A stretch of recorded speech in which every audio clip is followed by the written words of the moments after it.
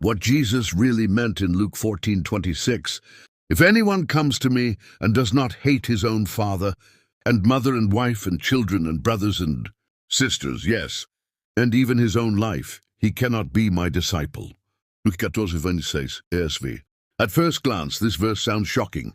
Did Jesus really tell people to hate their families? Isn't he the one who taught love, kindness, and honoring your father and mother? So what's going on here? 1. Understanding the language. The key to understanding Luke 14:26 lies in how the Bible sometimes uses the word hate. In Semitic languages like Aramaic and Hebrew, languages Jesus and his audience spoke, hate can be a relative term. It doesn't always mean hostility or emotional hatred, but rather to love less. For example, in Genesis 29:30-31, Jacob loved Rachel more than Leah, and the text says Leah was hated, not literally despised, but loved less by comparison. So Jesus isn't promoting hatred. He's using strong, hyperbolic language. To make a point, our love for him must be so great that every other relationship, even the closest ones, seems secondary by comparison. 2. The cost of discipleship.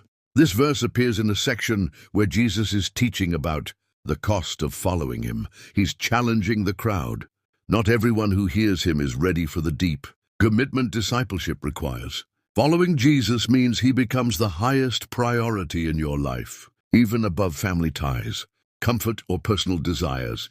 Jesus is asking, are you willing to follow me even if it costs you your closest relationships or your comfort? 3. Not an excuse for abuse or neglect. Jesus is not giving permission to treat your family badly. The rest of Scripture affirms love, honor, and care within families.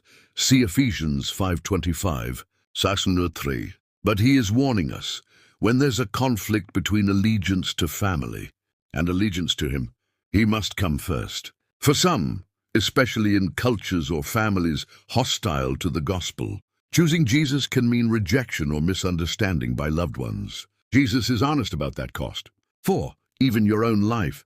Jesus doesn't stop at family. He says we must even hate our own lives. In other words, we must die to ourselves, our desires, pride, and plans, and surrender everything to him. That's what it means to take up your cross.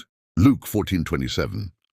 Summary, what did Jesus really mean? When Jesus said, hate your family, he wasn't commanding emotional hatred.